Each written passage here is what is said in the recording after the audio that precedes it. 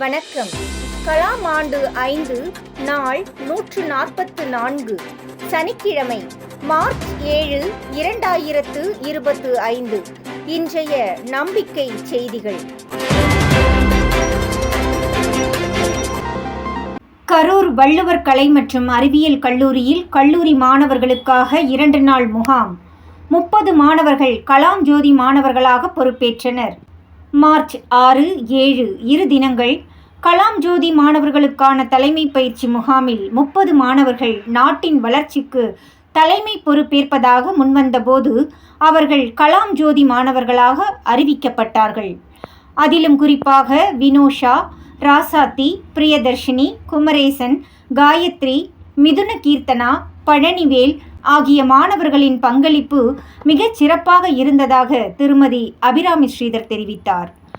முகாமின் முதல் நாள் காலை தொடக்க நிகழ்வாக திரு ஸ்ரீதர் பச்சையப்பன் மாணவர்களை ஒருவரை ஒருவர் அறிந்து கொள்ளும் வகையில் 2 விளையாட்டுகளை நடத்தினார். அது பற்றி மாணவி, இந்த கேம் மூலமா நாங்க எப்படி இன்ட்ரோடியூஸ் ஆகுறதுன்னு தெரிஞ்சுக்கிட்டோம். தெரியாதவங்க கிட்ட எப்படி அப்ரோச் பண்ணி பேசணும், அவங்க கிட்ட ஃபர்ஸ்ட் என்ன கேட்கணும்னு தெரிஞ்சுக்கிட்டோம். அடுத்ததாக பிறரிடம் சகஜமாக பேசி பழக அவர்களின் திறமைகளை கேட்டு எழுதுதல் ஆக்டிவிட்டியாக இடம்பெற்றது.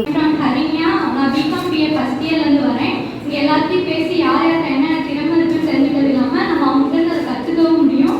இது நல்ல சான்ஸ் எல்லாருக்கும். தேங்க்யூ.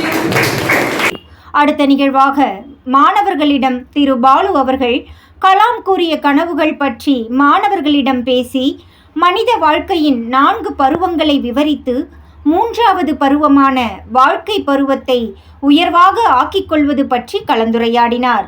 நம்ம தூங்கும்போது வர்றது அந்த கனவு கிடையாது, நம்மளை தூங்க விடாம இருக்கக்கூடிய கனவு மாதிரி காணணும். அடுத்ததாக இன்றைய கல்வி நிலை பற்றி திருமதி அபிராமி ஸ்ரீதர், பாரம்பரிய விவசாயம் பற்றி அத்துறையின் மாநில பொறுப்பாளர் திரு நாட்ராயன், கிராம சபை, ஏரியா சபை பற்றி திரு ஸ்ரீதர் பச்சையப்பன் ஆகியோர் பேசிய கருத்துக்கள் அனைத்துமே அம்மாணவர்களுக்கு புதியவை என்பதால் அவைகள் பற்றி அறிந்து கொள்வதில் ஆர்வத்தையும் காண முடிந்தது. முதல் நாள் பயிற்சியின் இறுதியாக திரு பாலு ஐயா கலாம் ஜோதி மாணவர்களை கண்டறிய ராபிட் ஃபயர் முறையில் உரையாடல் நிகழ்த்திய போது 24 மாணவர்கள் கலாம் கனவை நனவாக்க பொறுப்பேற்க தயார் என்று கலாம் ஜோதி மாணவர்களாக உறுதியேற்றனர். 2ஆம் நாள் பயிற்சி மார்ச் 7 காலை சரியாக 9:30 மணிக்கு ஒற்றுமை மற்றும் இணக்கத்தோடு செயல்படுவதின் அவசியத்தை உணர்த்தும் பீம்பால் விளையாட்டை மாணவர் கள பொறுப்பாளர் திரு கௌதம் வழி நடத்தினார். அடுத்ததாக நல்லூர் வட்டத்தின் மாநில வழிகாட்டி திரு அன்பு நாட்டுப்பற்று தலைமை பொறுப்பிற்கான தகுதியை ஏற்படுத்தி கொள்வது பற்றி கலந்துரையாடல் செய்தார். அதனைத் தொடர்ந்து இளைஞர் சக்தி என்ற தலைப்பில் அறிவின் அருவி நடைபெற்றது. இந்த நிகழ்ச்சிக்கு திருக்குறள் செல்வம் தலைமை வகித்தார்.